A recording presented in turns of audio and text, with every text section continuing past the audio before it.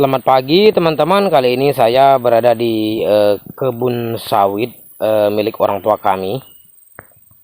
Ini saya lagi berada di lahan sawit kebun orang tua kami. Teman-teman bisa kalian lihat ya. Nah, sudah dibersihkan semua. Sebelah sana ada ditanam juga. Terus sebelah sini sama juga itu.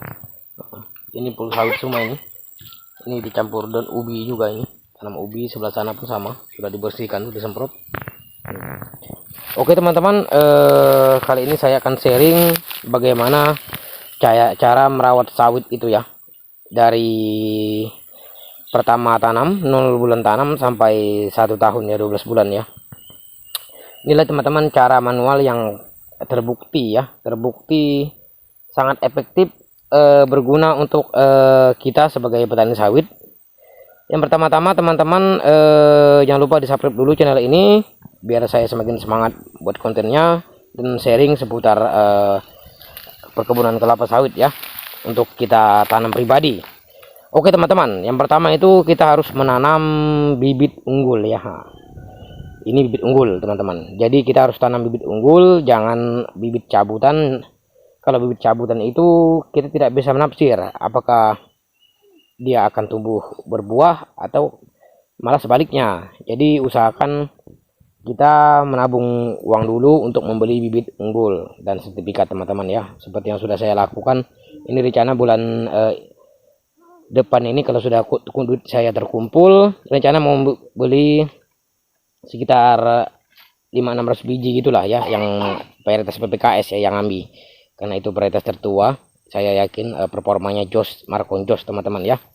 Oke teman-teman, kali ini di depan kita sudah terlihat sawit yang sangat hijau.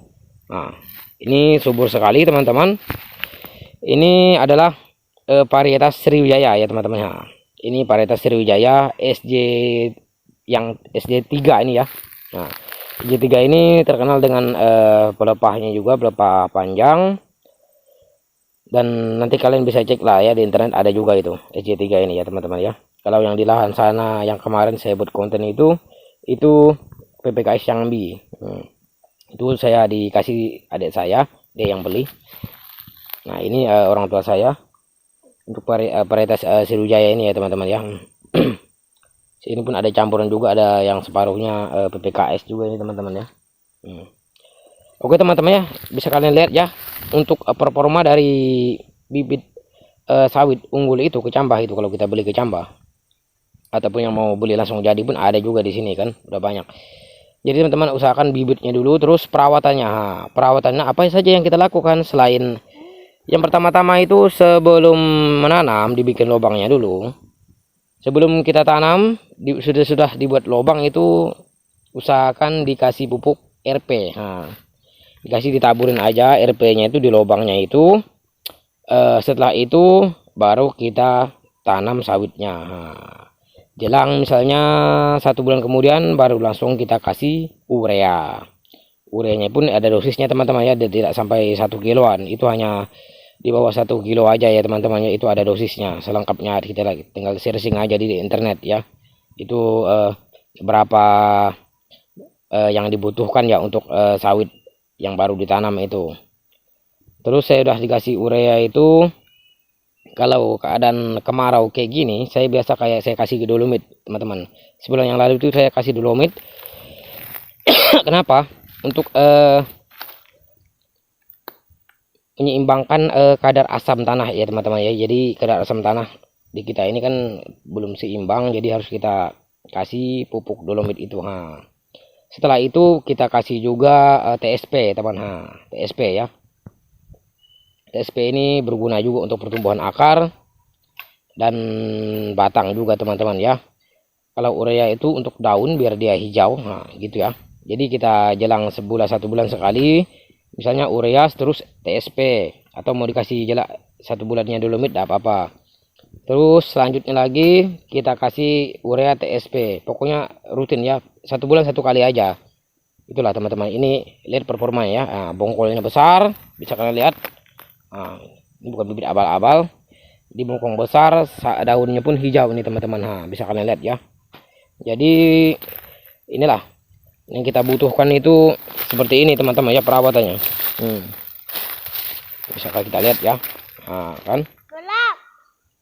Jadi begini teman-teman ya, jadi harus kita rawat benar-benar.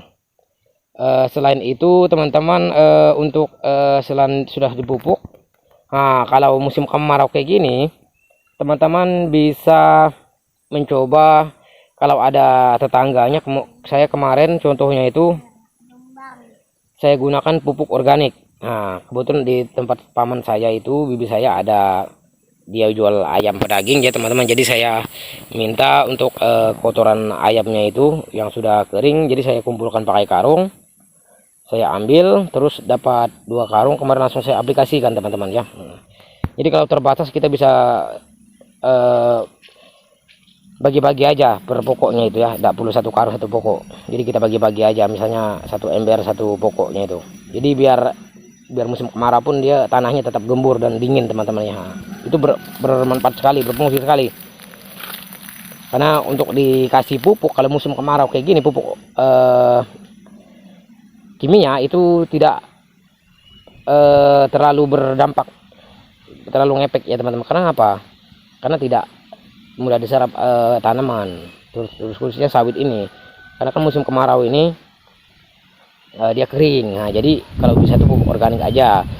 Yang saya sarankan kalau ada pupuk tai kambing ataupun itu apa namanya, tai ayam itu ya, mau ayam kampung atau ayam pedaging nggak apa-apa, tainya nanti disebarkan aja di sekitaran pokok sawit kayak gini.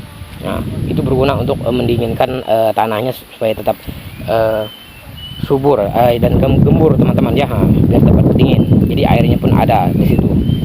Selain kita kasih jangkus ya, cuman kalau jangkus hati-hati, takut ada itu hewan yang merusak itu daun-daunnya itu ya. Jadi mau pakai pupuk organik aja kalau bisa. Oke teman-teman, selanjutnya teman-teman, setelah kalau ada pupuk organik ataupun pupuk kimia sebenarnya bisa juga, cuman ribet kalau musim kemarau kayak gini. Sistem kocor itu teman-teman ya, kalau sistem langsung tabur itu nggak bisa. Jadi kalau mau ya sistem kocor, disemprotkan pakai semprot itu, misalnya mau urea ataupun entah pupuk apa, NPK bisa juga. Selanjutnya jelang 3 bulan teman-teman, boleh kita kasih NPK ya, NPK yang 16 ataupun NPK yang 15 itu bisa juga. Pokoknya yang penting NPK yang murah ya, ataupun yang biru kalau bagus tuh. Kalau saya kemarin tuh yang warna biru. Kenapa? NPK itu banyak nutrisi kalium, fosfatnya itu di situ ya.